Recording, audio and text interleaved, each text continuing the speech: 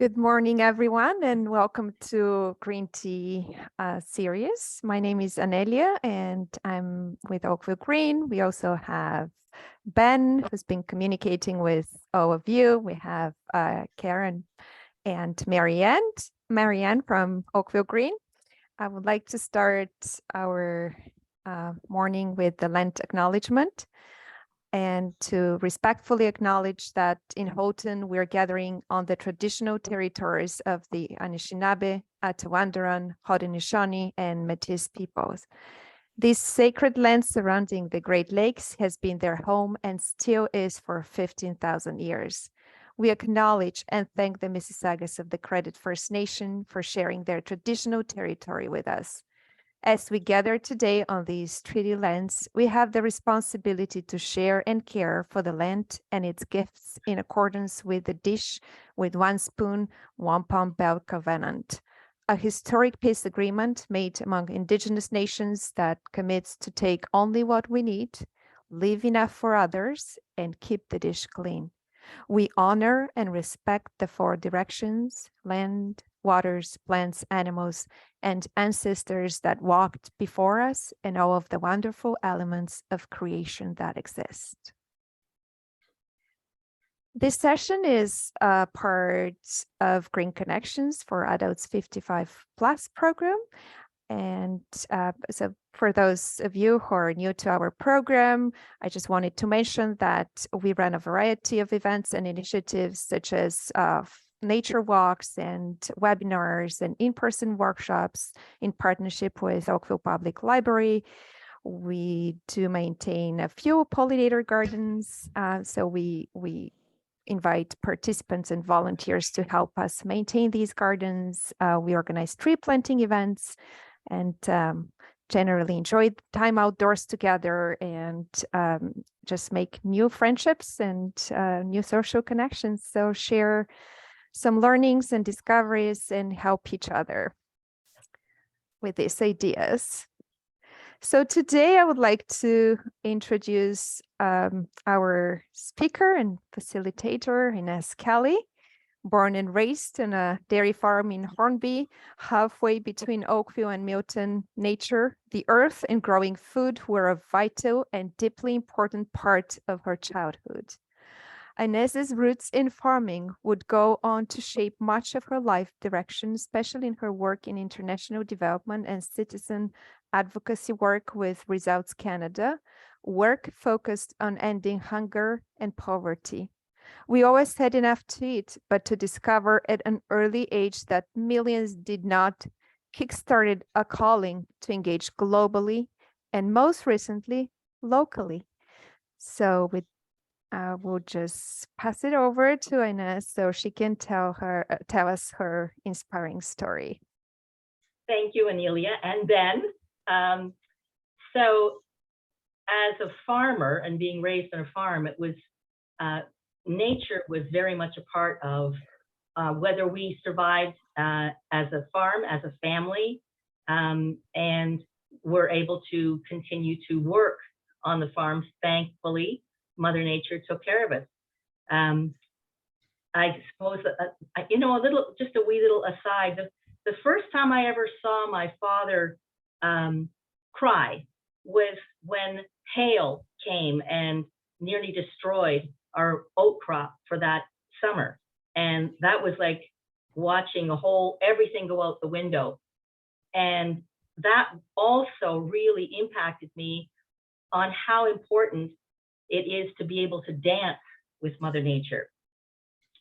So the origins of Brigid's garden was during COVID, everything was locked down, and it was like, okay, I need to do something. I want to, and so growing a garden or starting a garden seemed like something that would be useful to be able to grow my own food. And so when I contacted the town and asked them, are there any community gardens that I could start maybe next year, I was told that there was a 4-year waiting list. And I thought, that's not good to have to wait 4 years to be able to plant my own garden. So I got thinking, let's take a look and see if I could find, just all I need is a little bit of land. I don't need a lot. I live alone and I live in an apartment. And so walking up the street, Reynolds Street in Oakville, I saw this little piece of property right next door to where I lived. And it was just a small little garden that, of course, during COVID, and it was a floral garden, but during COVID, there wasn't really much that was being done to maintain that part or that corner of the lot. And so I went into Wyndham Manor next door and asked them, do you mind? I brought the manager out and asked her, do you mind if I just use a little bit of this land and grow some tomatoes? And I'd be happy to share part of the harvest, depending on how much harvest there is, because I had never grown a garden before. We grew huge acres of wheat and oats and corn, but not small gardens. So it was an adventure for me to learn how to actually plant a garden and what to use, what soil. So Wyndham Manor was really great about saying, sure, do whatever you want. So the idea of the origins of Brigid's Garden didn't actually, as a name and an idea, didn't actually happen until we'll go on to the next the slide now, Amelia. So knowing that there was going to be a 4-year waiting list and approaching Wyndham, I started pulling up the weeds. And as you can see, maybe if we close our, I think the garden is actually blocked with our faces. But the original garden, that's the first, it was just all weeds. It was, I think it was ragweed that pretty much covered the garden. And if you look at the top left-hand corner, there's a little stump there that became a little bit of a ritual for me. So as I pulled away the weeds, I started seeing these beautiful lilies, and I thought, how am I going to be able to integrate? Okay, so I pulled the weeds out from around the lilies so that the lilies could continue to grow and not be disturbed. And that was another beautiful discovery, is seeing the root system of lilies, that the roots were like this, like bigger than the circumference of a toonie. So, okay, and I dig some of them up and, oh, okay, plant those back in again. And so the lilies thrived during the whole process of the garden. So as I started planting, we'll go to the next slide, please. As I started planting, the curiosity, because I had this big, I had my spade and digging up and doing some planting of companion plants. As you can see, the marigolds there and the lilies to the right, and all my little plants sitting on the stump. So the neighbors and people, Reynolds Street is a pretty active street for pedestrians and walking dogs and jogging, and so people would come by, and it seemed to be it was an anomaly. Here was somebody, what are you planting? Tomatoes. Tomatoes.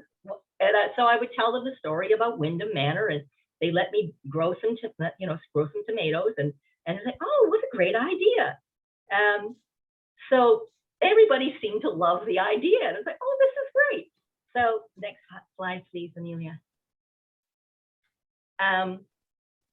When I was planting, I thought of, one of the things I thought of was, I'll just take some pictures to send to my family, that here, this is what my summer project. So I started, here's the tomatoes. You can see the basil is in there and the marigold. And there's a little hat that's sitting on top of the stump. And that was a nod to my farmer roots, of which, of course, my siblings were also raised on the farm. So I had no intention, there was no intention whatsoever to do anything more than just grow some tomatoes for myself and share some with Wyndham Manor. So every morning I would bring out my little watering can, and I'd sit on the stump and I'd talk to the plants and tell them they're doing so beautifully, and I'd pick off all the little suckers. And all of this, I'm just learning it from online and then applying it. How do you grow this? What kind of soil is best for that? And so all of this was learning as I go. So when we can go to the next slide now, when the tomato plant started to take off, I was surprised, and it was a beautiful thing. And so I started inviting some of the staff from Wyndham Manor to come out and take a look at the plants, and they were like, "Wow, this is really great! They're actually growing." I go, "Yeah, they're actually growing," and so and then more and more people were asking questions and talking, and so it's kind of like what my father used to do. Is just like, farmers, when they're talking, they lean on their shovel or lean on whatever implement that they're using, and they would just talk about what's happening in the world, and then talk about the garden. And everybody was really, bar none, everyone was really thrilled with the idea that I'm growing food for myself, but I'm giving some of it away to Wyndham Manor, which is, of course, a senior citizens home. And fresh produce, literally from the garden to their plate that day was not something that they, I would say, had every day. I know that the great lunches and great food there, but at the same time, fresh, right out of the garden. So everyone was inspired with the idea of sharing. So next slide, please, Amelia. And as I was saying, the growth was surprising. I didn't think the plants would get that tall. Now, in this photo, I'm 5'2", and within the space of about 6 weeks, the plants were taller than me. Now, like I said, every morning I would come down with my bucket of water and water everybody. And I'd sit down on the stump, and it was at that point, being of Irish descent, I was sitting on the stump and just talking to the plants. And it was at this point the idea just started to percolate. Given my background with international development and ending hunger and poverty on the planet, and my Irish background, St. Brigid, or Brigid of Ireland, she was known for her generosity, that she would give away food to the poor from her father's larder, from from what they had grown, and she would give it to the poor. And miraculously, there was always enough in the larder for everyone to eat. And I thought, I think I'm gonna give my garden a name. And so I called it Brigid's Garden. And it was interesting that morning, as I'm thinking that I'll call it Brigid's Garden, somebody walked by, and I just shared the idea about sharing food and growing and sharing food. And someone just blurted out, "I love your vision." And I thought, okay, this doesn't need to be just me. This could be something larger. In fact, it could be much larger. And this is where sometimes when vision touches you, it touches the heart, and it's the heart that says, yes, go with this. And so I thought, okay, I need to go with this. And I was feeling profoundly moved at the time. I thought, yeah, I'm going to go with this and see what happens. So I called my town council person, Janet Haslett-Sale, and didn't tell her what I wanted her to see, because I had emailed her earlier, and she was the one that told me that it was a 4-year waiting list. And okay, and that was the end of that conversation, until I called her up, emailed her, and asked her to meet me in front of my apartment building. And I didn't tell her why. And so she showed up, and I had my watering can and my bucket, and I said, "Here, you can carry this, Janet. I want to show you something." So I took her to the garden, and we'll do next slide, please. I took her to the garden, and this is what she saw. These huge plants, and the tomatoes were doing fabulously. And she just stood back and was like, with mouth open, "Good Lord, how did you do this? What's going on?" So I told her the whole story about the communication with Wyndham Manor, and that they were coming out, and the pear tomatoes were starting to come into fruition or bearing fruit. And so I was starting to give away the pear tomatoes to Windham Manor. The heirlooms were taking a lot longer. And I just picked one. I said, here. And she popped it in her mouth and was like, wow, this is a great idea. And I said, yeah, it is a great idea. That we could actually have this idea expand, that we don't have to wait 4 years, that people could approach areas or people next door to them, churches, schools, even just, pieces of property behind gas stations. There's land all over Oakville that's just sitting. And we think we need to be more organized. No, we can start using what Mother Nature is providing us here. Here's some land that's just sitting fallow. We can build a small garden here. It doesn't have to be 15 or 20 acres of garden. It can be this tiny little plot that provided for one and proportionately for the seniors next door. So what I had asked her is that if I could reach out to the people on the 4-year waiting list and ask them, invite them to try on this idea rather than waiting 4 years. And then typically you have to drive to the community gardens. And I'm thinking, no, you could take a look. There's bound to be a little plot of land that you could use just for yourself and your family, and give a portion of it to, let's say, the Kerr Street Missions, or to a shelter, or whatever portion, and wherever you wanted to give it, and to whomever you wanted to give it. But typically with somebody that would really appreciate it. Even the business, if you were going to partner with a business on their property, to give a portion it to the employees. So it's not about it just restricted to any group of people. Whatever portion of your garden that you wanted to give to another is perfect. There is no right or wrong. It's a perfect.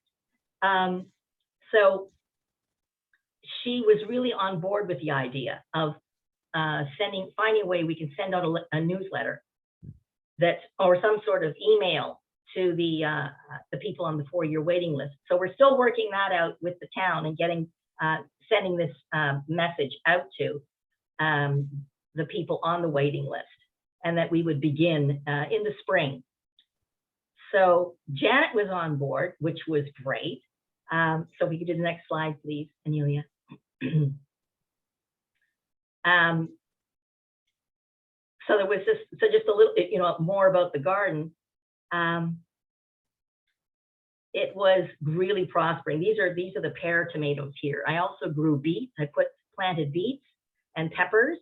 And then at one point I thought, hey, there's just another piece of the garden area. I'm going to plant some lettuce and see what happens. And that flourished. But with Janet, she was really supportive in the sense that she had an article we have a kind of award. Our local area sends out, Janet sends a little newsletter to the people in our ward. And so she mentioned the gardens. And then there was another article in Oakville News about the garden. So it was starting to spread, to expand, pardon me. So next slide, please, Amelia. And here's the lettuce. Pardon me. So the lettuce really did well. And so everything was starting to grow. The relationships with Windham Manor, because I was, speaking with them on a pretty regular basis, and being really delighted to be able to bring over, even if it's just a small basket of tomatoes, I'd bring it over to them. And then there was a young fella at Windham Manor who said, gee, I love what you're doing here. I'd love to volunteer and assist with the process, because he was a gardener also. And so, okay, I've got his name. And at one point, when I planted the lettuce, I thought it was a little on the risky side, because I too was thinking rabbits. You know, are the rabbits going to get at my the lettuce? It's like right there, no fencing around my garden. It was like wide open to the street, wide open to the rabbits and the squirrels, because they know squirrels like tomatoes apparently. And so I was sitting on the stump, and there's people asking me, "Aren't you concerned that the rabbits are going to?" No, I'm Irish. We believe in the fairies. So I I made a full-fledged invitation to the fairies. Take care of my garden, would you please? And just tell the squirrels to go elsewhere. There's plenty of food for everybody. But just, leave my garden alone if you wouldn't mind, please. And the same thing with the lettuce. And I'll tell you, everything flourished. Not a single bug, not a single animal approached my garden. So okay, that's grand. Thanks very much to the fairies. I appreciate that. Next. So it's like everything is alive. Everything, as Einstein would say, is energy. So even like the energy of the elementals, of the plants and trees, and anyone who loves nature knows that there's an energy. So the energy that cares for wildlife, that cares for plants, that cares for the botanicals on the planet. That's the energy that I appreciate and speak to every morning on my little, as what I call my tree stump ritual. So the heirloom, which was really my pride and joy, I was so thrilled that they were growing. One of the things I discovered in my adventure of growing a garden is I thought, oh, this is great. I'm going to have at least 4 hours of sun that comes down to my garden, except I didn't take into consideration, oh yeah, the planet rotates. And so the sun was, of course, starting to dip a little bit further into the west. So I actually only got about, I'm going to say 2.5 to 3 hours of direct sun on my tomatoes. And this is what happened. Now, I have to tell you, when you love what you're doing, and people who have plants indoors, you touch them, and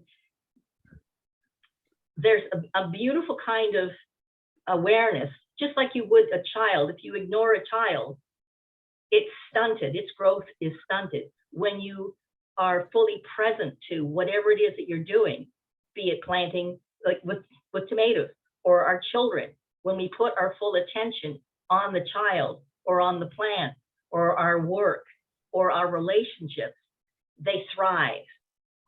And this is my tomato, my first heirloom that was just, oh my God, it's so beautiful. And I wanted to, something occurred for me that a friend of mine, a very, very dear friend of mine, Valerie, was very ill with cancer. And Valerie was the one that taught me about food, about enjoying food, about growing. She had a garden that we would, she'd love to show off her garden and go for strolls in her garden. And she would talk to her, oh, aren't you so beautiful? And she'd touch the flowers. You're doing beautiful. And I was like, so I'm watching this. And this is the years, 40 years that I've known her, and garlic and her appreciation for food, and the joy of friendship and relationship. And while I'm doing my garden, she's getting closer to passing. And so I took her that heirloom, and we sat down, and I just literally just put this plate out. She loved feeding people. She could turn a head of lettuce into a banquet. That's the kind of person Valerie was. And so I brought her this heirloom tomato, and it was in that moment when she's eating it that I could see that she was just being like renewed in a way. And she said, she was very, very ill. And she said to me just very quietly, this is the best tomato I've ever had. So the full circle of contribution, when you are contributed to, and now the opportunity to contribute to Valerie. And it was actually the last time I physically saw her. She died about 2 weeks later. But the joy of feeding another, the joy of feeding yourself with something that is so, in this case, luscious. There aren't really any words to describe it other than knowing in my heart that that was the best thing I could have given my friend before she passed. So my garden was feeding in many, many ways. So next slide, please, Amelia. So St. Brigid was just doing a great job. It was becoming like what I would call for the amount of land that I had, it produced so much.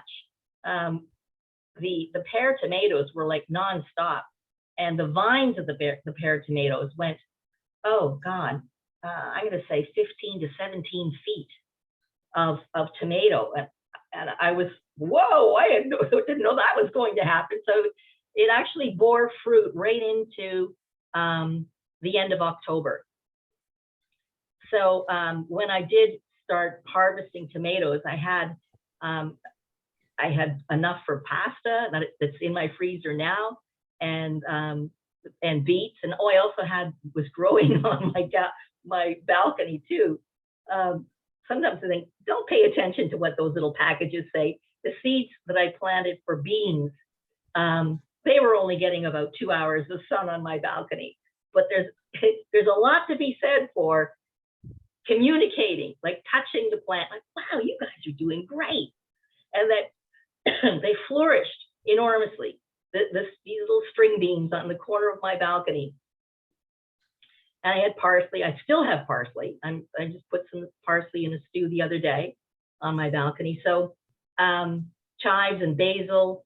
I also planted some pollinator plants in my little garden. I thought, gee, that's a good idea too. Bring the bees, and the bees can start playing with my plants. So it's just, again, back to dancing with Mother Nature and exploring, because again, I really didn't know how to plant a garden, but I learned along the way.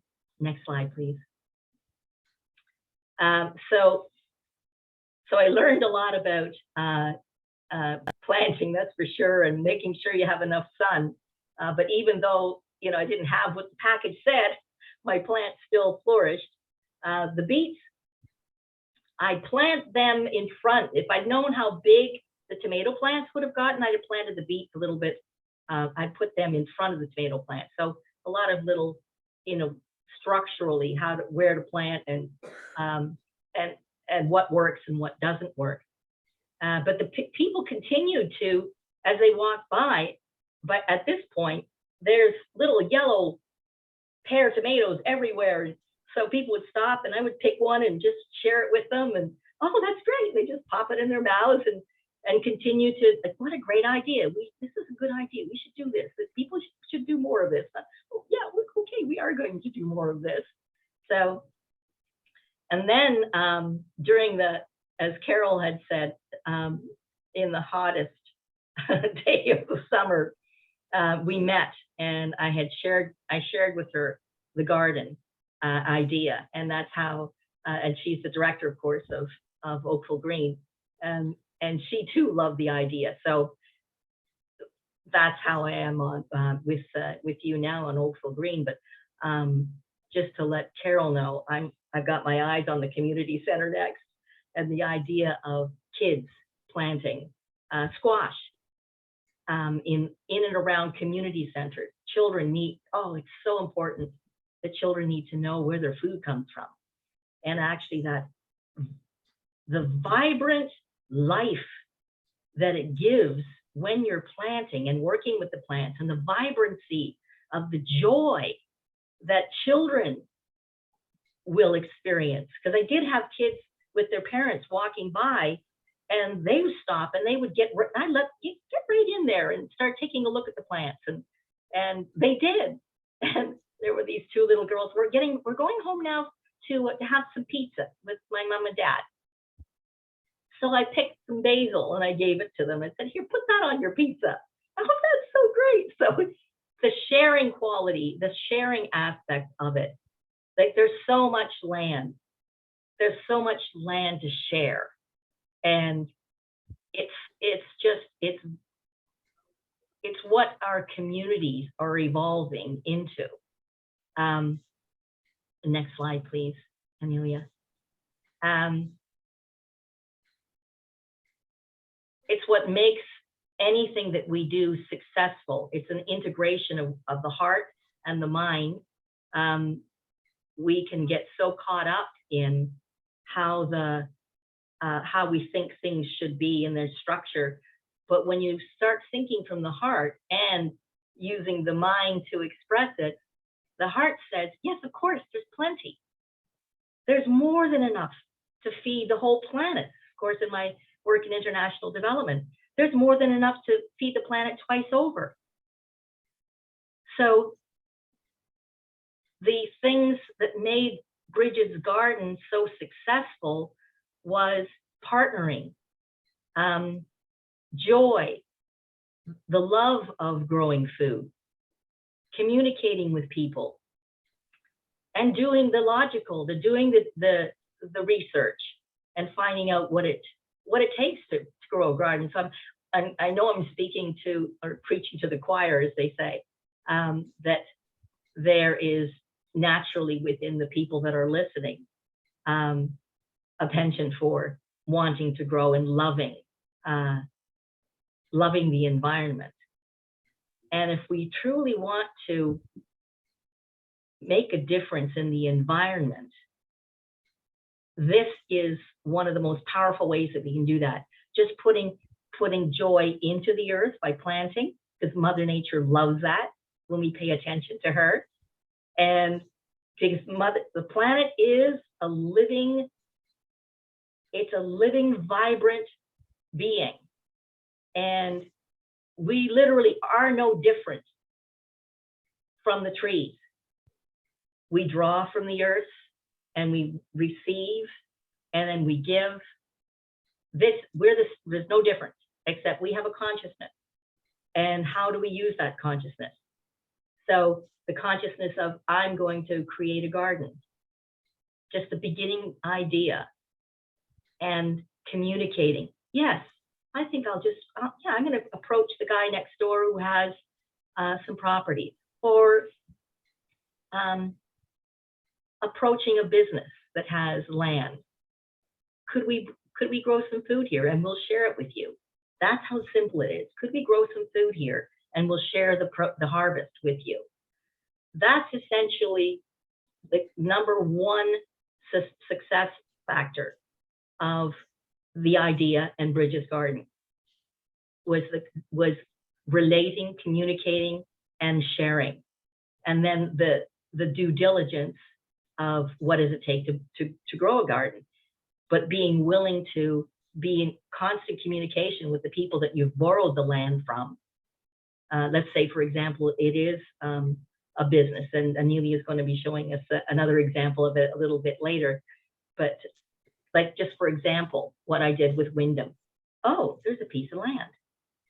I could grow some tomatoes there. Okay, I'll just ask them. I'll just ask them if I can borrow it. Sure, you can use it. Okay, now what's next? All right, what kind of soil is it? And finding out, oh, it's clay and sand. Okay, what grows in clay and sand? And so it's like the step by step. Truly, it's not rocket science. Mother Nature really does care for us. And we should honor and respect that someone that's given you a gift that's so profound and impactful and necessary for our survival is so generous. So when you appreciate that, when doing the growing, cultivating, harvesting, the appreciation energetically is it's enormous. And the appreciation and the communication with the person, in this case, Wyndham Manor, their appreciation was really heartfelt. Now they've been really, as a long-term care facility during COVID, they had enormous challenges of looking after the seniors in the residence. So I could see that they were challenged, but just, you know, every little while I would go over and just, you know, hey, come on over and check out the garden.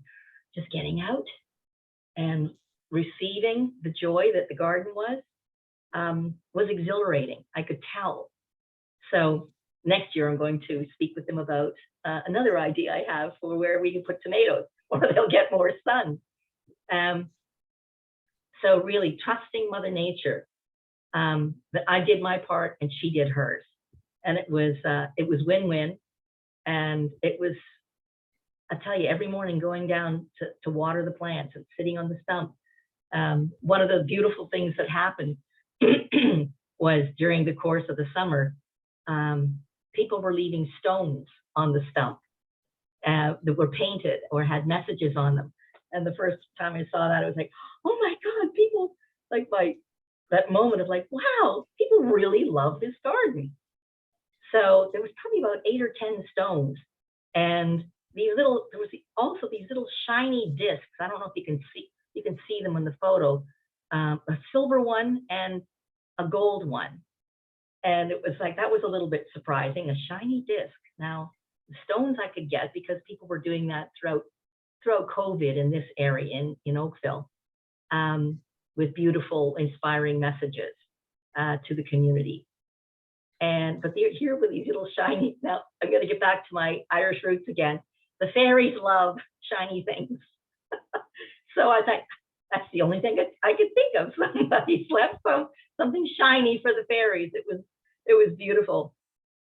So the stones were gorgeous. And again, I'm going to say hundreds of people passed by and saw the garden. And actually had an experience when I was speaking to somebody last month. When I was mentioning the garden, she says, oh, that was your garden? I said, yeah. Well, my dad's in Wyndham Manor. And it was like just completely random. Yeah, that was my garden. I said, yeah, a lot of the tomatoes went to Wyndham Manor. Just, oh, really? Oh, that's so great. So there's a beautiful synchronicity that emerged with the garden, with Brigid's garden. Let me go to the next slide. Let's see what's next. So I would say, as far as the additional benefits are concerned, you're probably getting a sense of it, that it wasn't just planting tomatoes. It was including the community, and that people were inspired by the idea. It's like growing food and giving some away, or sharing. And that was probably the biggest benefit. There was just the joy of self-satisfaction. I'm going to come back to the children again, and particularly what the planet has gone through in the last couple of years, that a lot of mental health issues have arisen for people. And I can honestly say that this would be a kind of a cure for depression, or for sadness, or for anything where we're challenged in our hearts and our minds. That when you grow something, when your hands are actually in the dirt, there's something beautiful that emerges and that touches the heart, and literally and actually spiritually it uplifts. So that's another one of the beautiful benefits of being able to have people coming out and working in gardens to benefit their health, well-being, mental well-being, and spiritual. Because when I shared that tomato with my friend Valerie, it was like a divine moment of just watching her just enjoy this tomato. So that's the joy that came out of Brigid's garden, and the healing that can take place with this kind of an idea, that it's shared. It's not just like going to a plot and returning, which is great. But if you communicate with the next door neighbor, may I borrow, or may I share, and I will share back, or a business or a corporation. Ben had mentioned there's corporations that buy up properties, and they lay fallow until they're ready to break ground. So there's a lot of that around my area I'm going to say in Ontario. There's no shortage of land that, oh, my family would like to grow a little spot here. We'll do everything, and then we'll share a portion of it with you. So that's community. That's creating community, where you work with businesses or schools or churches and people communicating with each other, and the joy of that. So what was one of the things that Hippocrates, the father of medicine, said, let food be thy medicine and medicine be thy food.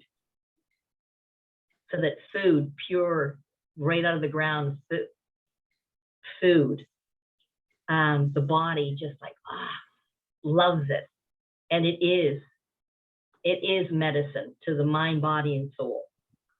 And again, with my international development work, no one should go hungry, not on our planet.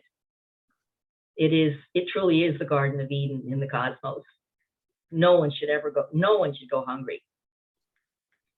And there was a quotation from a Spanish playwright and poet, Federico Garcia Lorca, that the day hunger is eradicated from the earth, there will be the greatest spiritual explosion the world has ever known.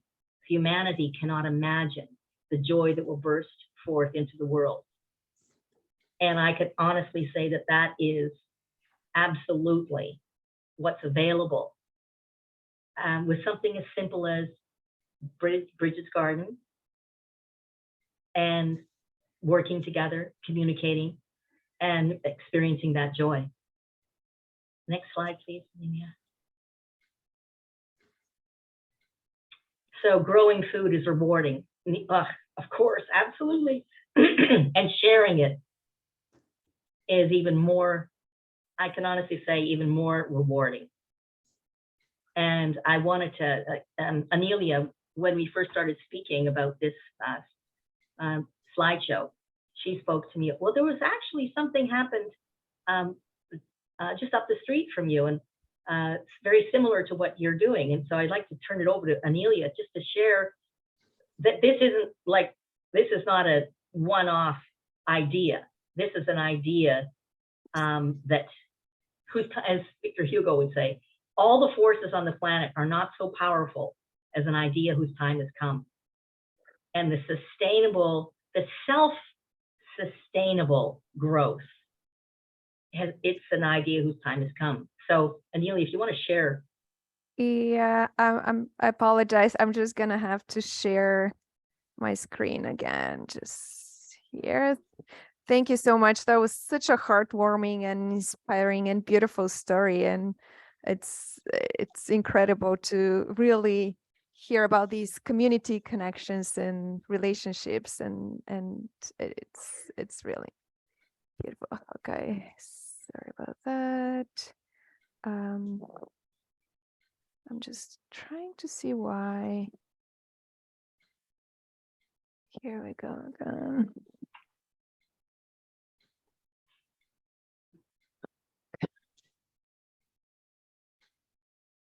All right, so that should go here.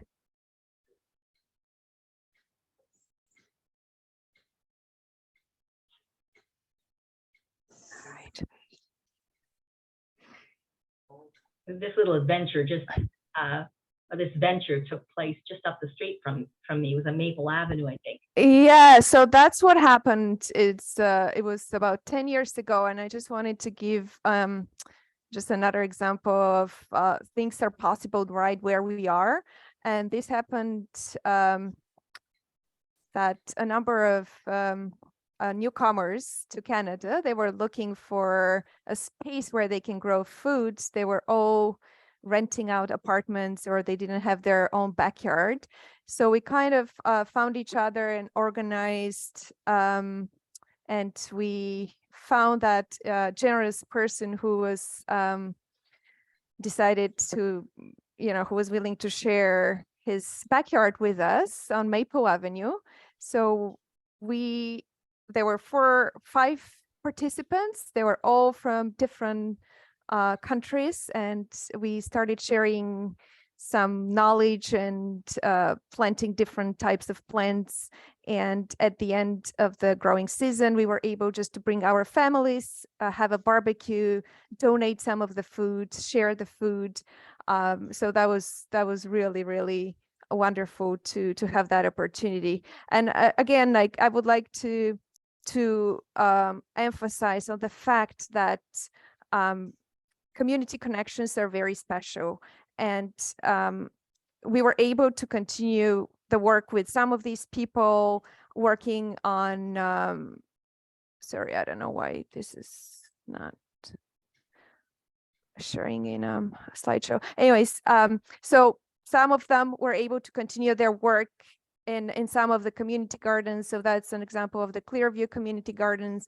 Other people were able to actually start something in their own communities, like in Mississauga or Milton. But the point is that if we actually try, and sharing is caring, and so whether we grow food for pollinators, which I've been really I grew to love in recent years, or just transform some of these land into edibles. It's all about restoring the human connections to Mother Earth, and building new and strong community connections, and sharing what we grow, what we produce, and what we actually are able to get from Mother Earth, because we are all connected and we are all dependent as living things. So it is possible. Opportunities are out there. So no matter how small or how big, but there is, as Inez said, there is a lot of land, and there are a lot of opportunities to plant. So I would like to leave some time for questions, or anyone who would like to share their own experiences about growing food, or trying to find a place where to grow food, whether that food is for us or for wildlife. We are all, it's kind of beautiful anyway. So it's